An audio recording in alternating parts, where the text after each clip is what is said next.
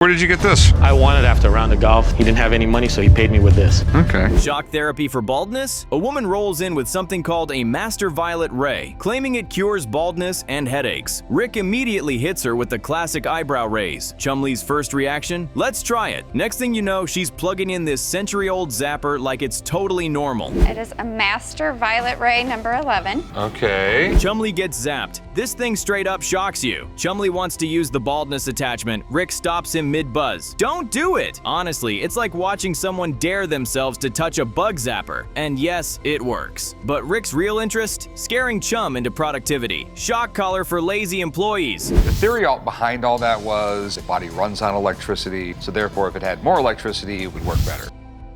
Quackery for sale. Let's deal. Rick offers her $75 for the Electro Quack Device. She asks for $100 but settles quick. She got it at a garage sale anyway. Rick knows collectors love this weirdo stuff, but he's mostly just excited to jolt Chum when he slacks. Can't lie, that's genius. This thing's a little scary, but the fact that it actually works is a huge plus. Canon reveal. Say hello to my boom friend. Rick visits a gun dealer in Utah who unveils a Hotchkiss 37mm revolving cannon like it's the Holy Grail. It's a 5-barrel beast that fires 1-pound shells a mile and a half. Rick's reaction? Got your own private army? This thing makes a Gatling gun look like a toy. Oh my God. It's the Hotchkiss 37mm revolving cannon. The cannon that won a war. The seller explains it helped wipe out the Spanish Navy, and most were dumped into the ocean. This one survived. It's in pristine shape, ammo ready, and terrifyingly functional. They agree to head to the range to test fire it. Cue the explosions. They made quite a few of them, maybe even 250 of them to the American government. It probably got its most fame in the Spanish-American War. Boom. Range day gets wild. Rick fires round after round, ending with a target packed with 20 pounds of explosives. When the cannon hits, it's like a Michael Bay movie detonated in real life. Rick's face says it all. I'm in love. You could feel the shockwave through the screen. This is the Hotchkiss 37mm. Fires a 1-pound projectile. This looks like hellfire and damnation right here.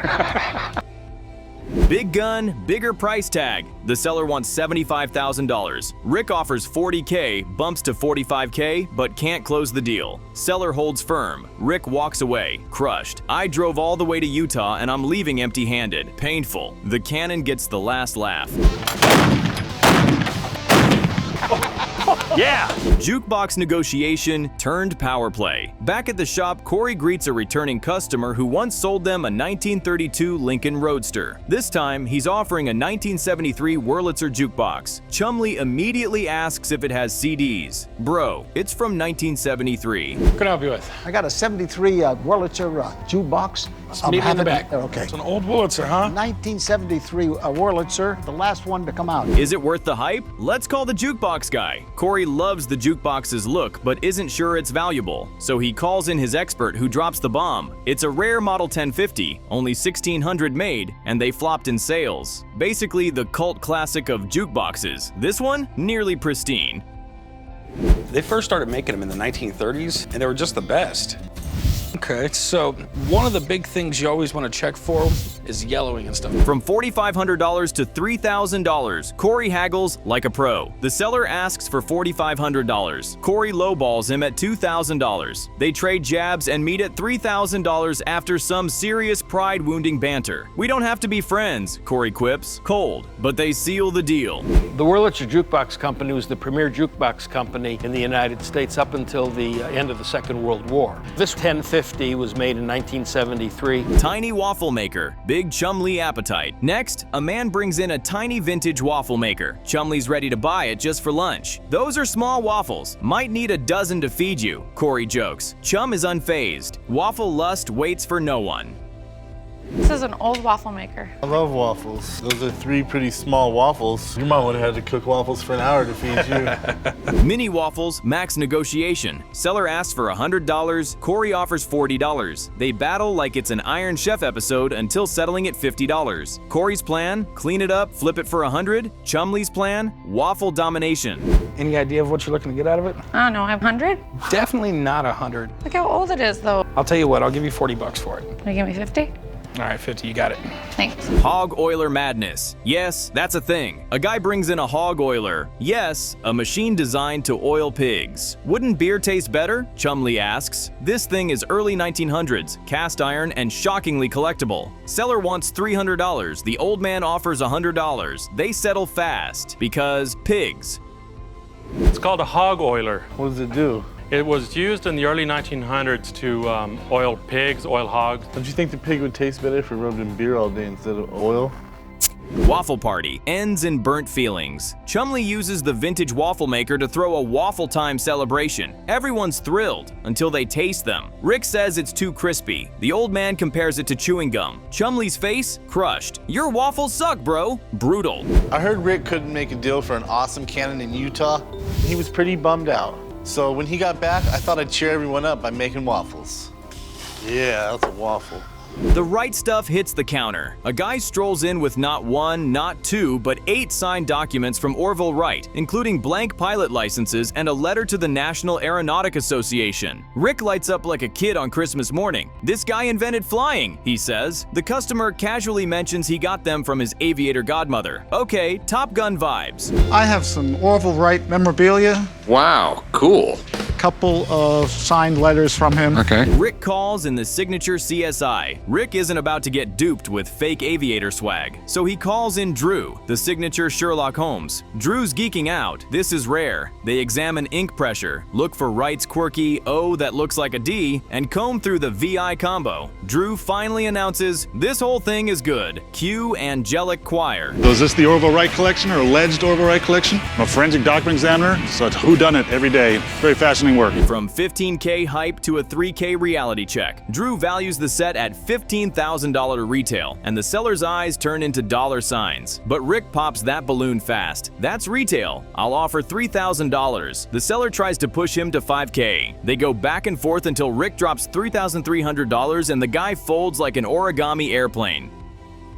We're dealing with 8 different documents, 8 different signatures. Never seen that before, so it's a very unique collection. Cadet musket enters with presidential drama. Next up, a pawn shop owner brings in a supposed 1830 West Point cadet musket. He claims only 307 were made and maybe even Ulysses S. Grant trained with one. Rick is intrigued but skeptical. It's easy to turn a common gun into a rare one, he says. The price? He's hoping for around $5,000. Hey, what can I help you with? Hey, I have a West Point cadet military musket.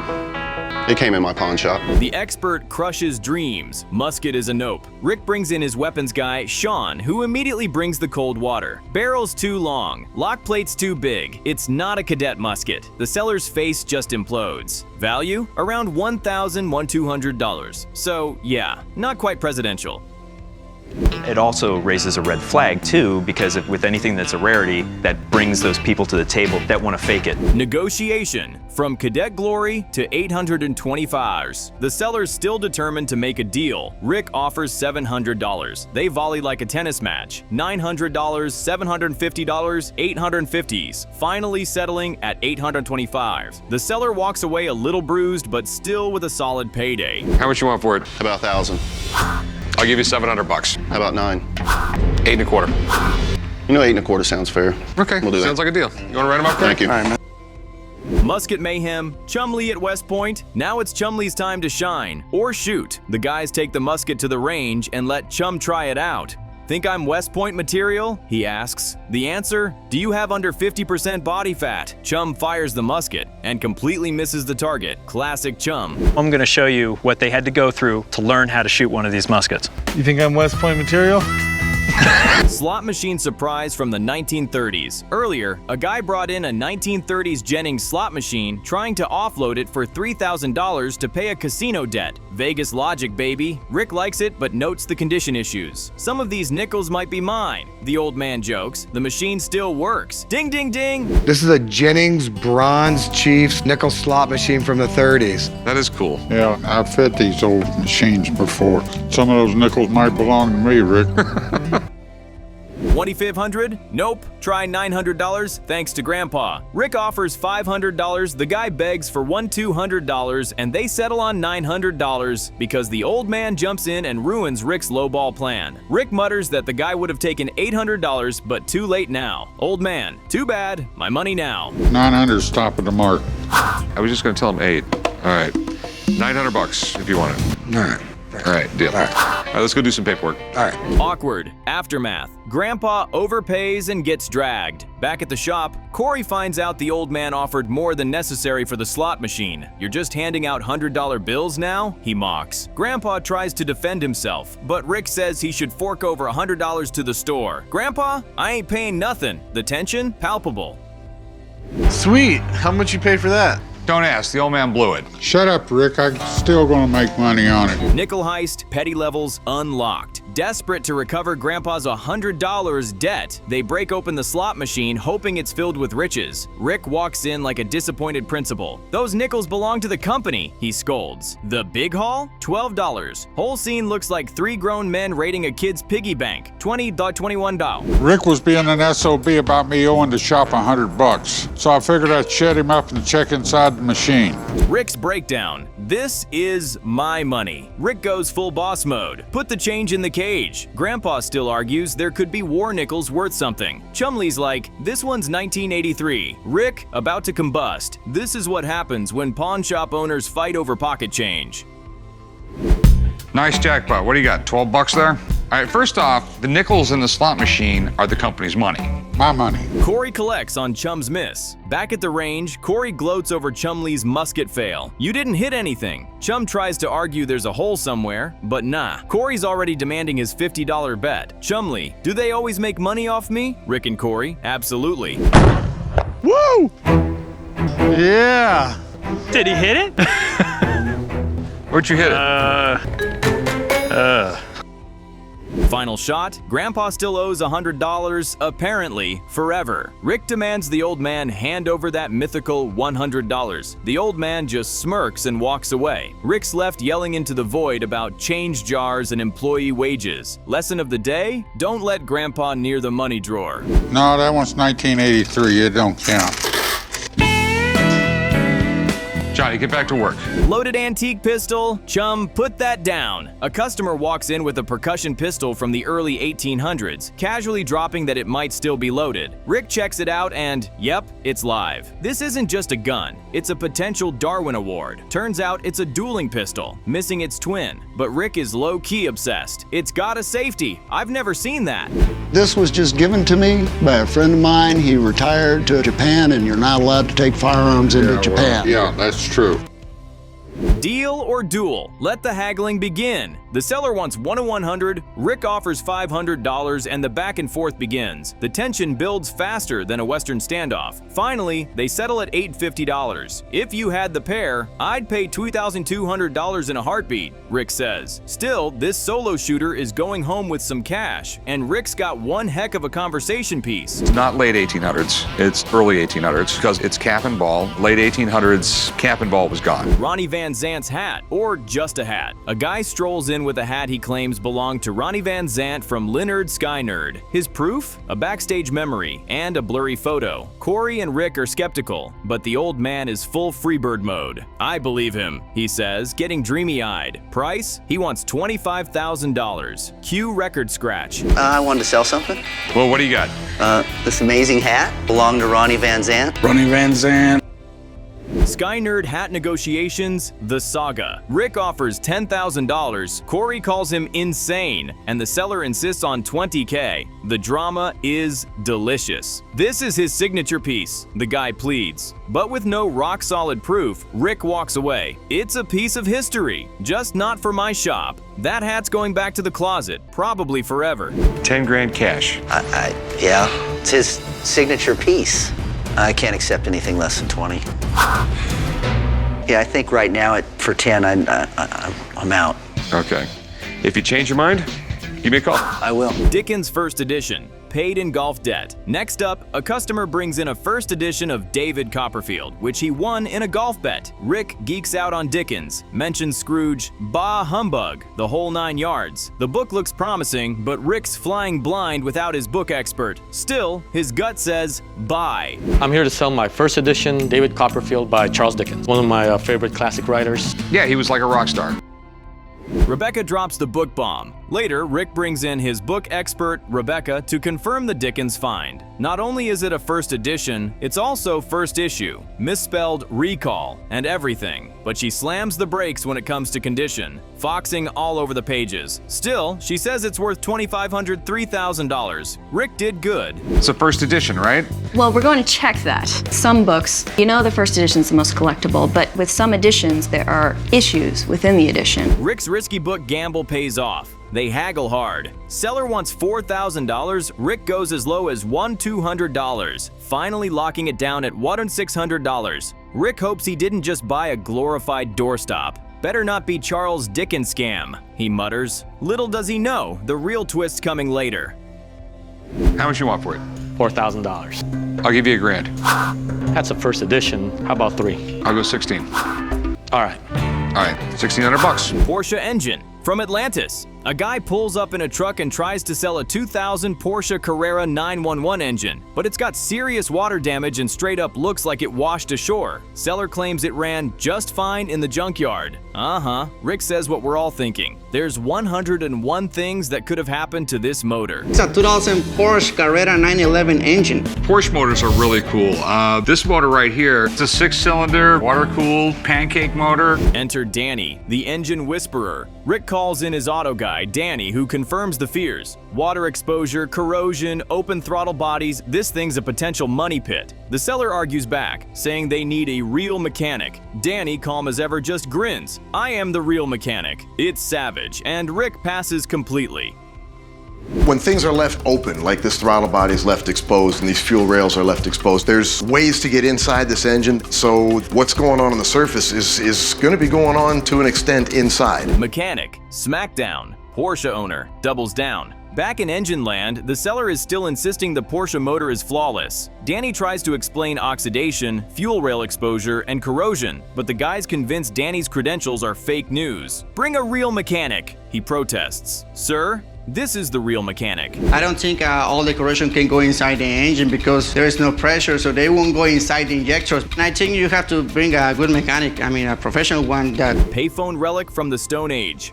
A man brings in a vintage rotary dial payphone, fully modified for home use. It even bongs when you insert a quarter. Chumley's fascinated. He looks at it like it's an alien time capsule. You ever hear the term drop a dime? Chum nods like he's discovering electricity. What we have here is old-fashioned cell phone.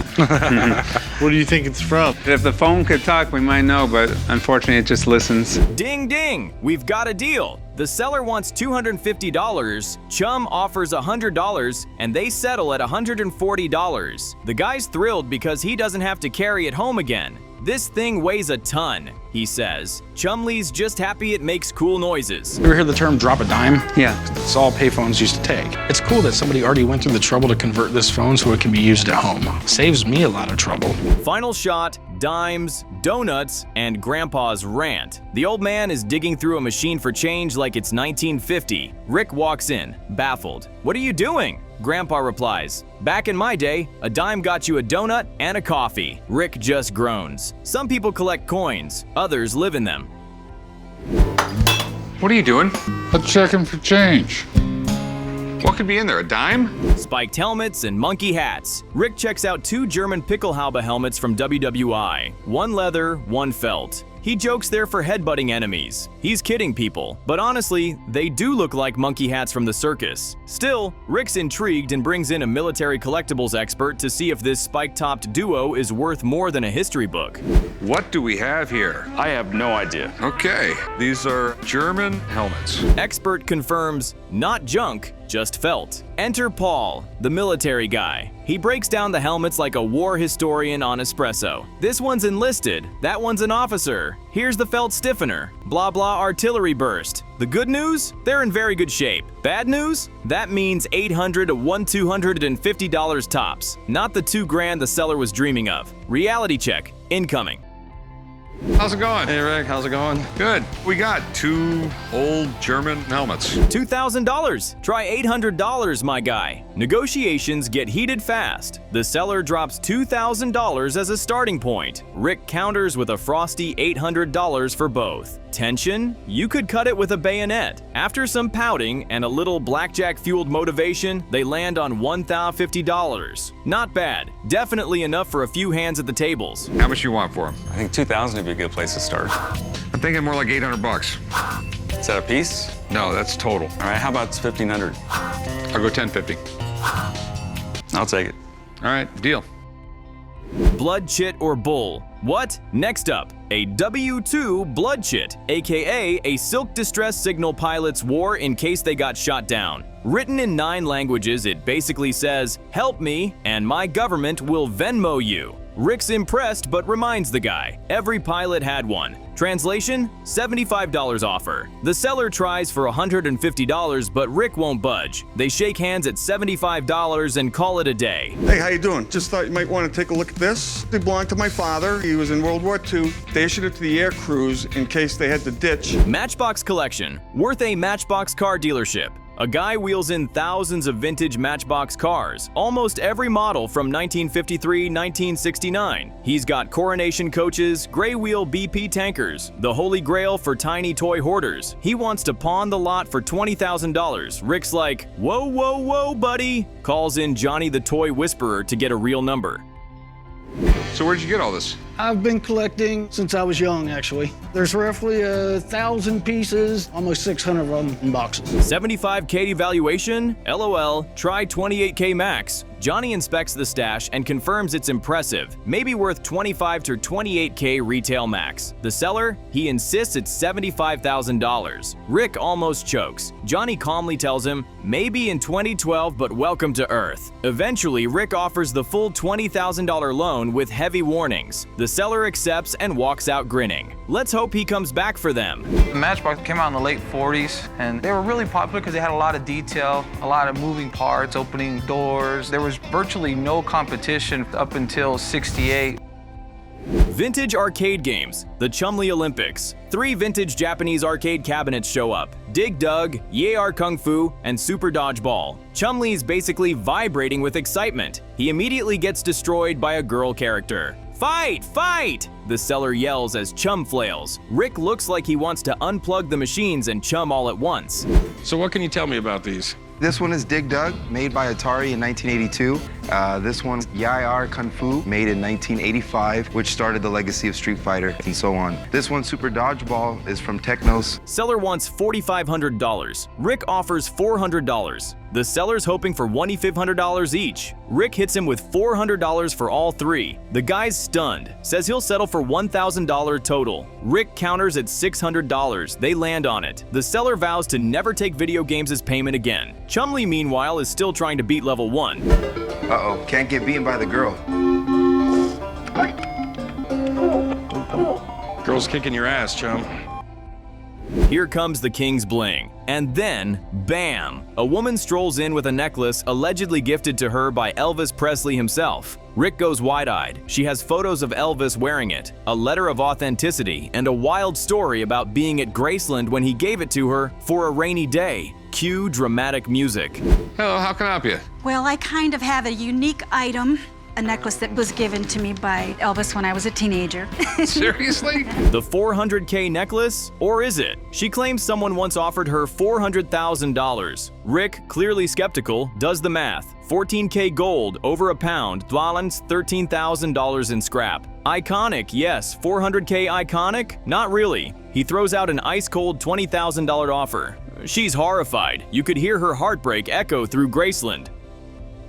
This is definitely Elvis. It's over £1 of gold. Really gaudy jewelry came into being in the 70s. Everyone just went crazy with the gold. No deal for the King's gold. The seller stands firm. Won't go below $250K. Rick tries to explain the harsh reality of selling high-profile memorabilia with limited buyer pools. She refuses. Rick thanks her for bringing it in, but the King's bling is going back home. She leaves saying Elvis would have hugged her. Honestly, we believe her. A number that makes me feel safe is 20 grand.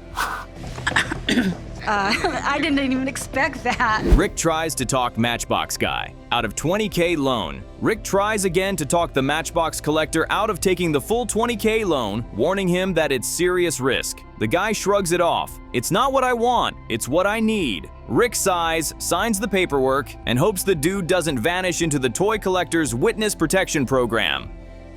I strongly suggest you do not take a $20,000 loan. Think of a number that you absolutely need, because you got to pay me back, man. And believe it or not, the more money I loan you, the more money I make. Right. End scene. Old man versus Chumley for chips. In the final seconds, Chumley tries stealing chips from the old man. It turns into a slow-motion standoff over salsa. Just dip your chip and get out of here, Grandpa grunts. Honestly, we'd watch an entire spin-off of just these two bickering over snack rights. You gotta be quicker than that, Chumley. Just leave it alone, Chumley. This is mine. I'm taking it. Man, just dip your chip into this and get out of here. All right.